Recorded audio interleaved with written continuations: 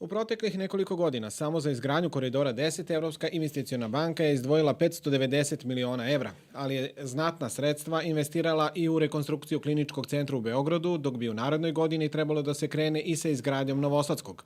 Osim toga, 150 miliona evra je izdvojeno za izgradnju naučno-tehnoloških parkova u Nišu i Novom Sadu. Sve su to važni kapitalni projekti za privredu, ne samo za javni sektor, nego i za privredu, za poboljšanje uslova poslovanja, jer bez velike, dobre, razvijene infrastrukture ne možete imati ni veliku, dobru razvijenu privredu. Realni sektor ćemo nastaviti da finansiramo, što kroz garancije, što kroz finansiranje naših partnera u finansijskom sektoru, znači komercijalnih banaka, i nadamo se da će privrednici zaista moći da dođu do bržih, boljih, jeftinih, isplativih finansijskih sredstava uz i zahvaljujući pomoć Evropske investicione banke.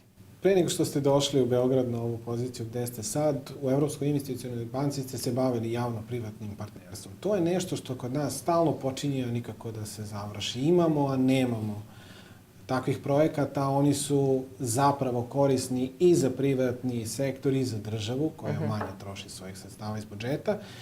Zašto toga imamo nedovoljno ili se to možda samo meni tako čini? Pomaci jesu napravljeni, ali mislim da oni nisu dovoljni da jednostavno podstaknu razvoj takvih projekata.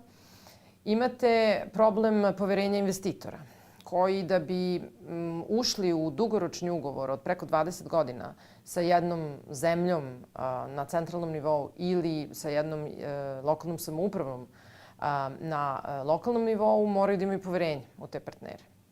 Moraju da misle da je sistem stabilan, da su institucije stabilne i da će moći da poštuju ugovor na tako dug vremenski period. U 2020. Evropska investiciona banka će najviše novca investirati u projekte koji se tiču zaštite životne sredine i borbe protiv klimatskih promjena, a budžet za takve aktivnosti u narednih 10 godina dostići će neverovatnih bilion evra. Primjera radi, železnice kao vid ekološki čistijeg transporta jedna je od oblasti koja će se finansirati i to je velika šansa za Srbiju da koristići sredstva Evropske investicione banke istovremeno napredi transportnu mrežu i zaštiti životnu sredinu.